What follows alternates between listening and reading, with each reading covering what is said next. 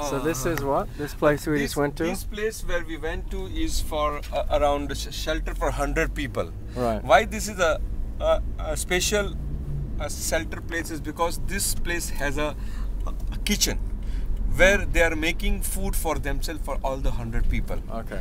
And most of all the people who are sheltered over here are coming from one place which has been washed out. So they are like a family.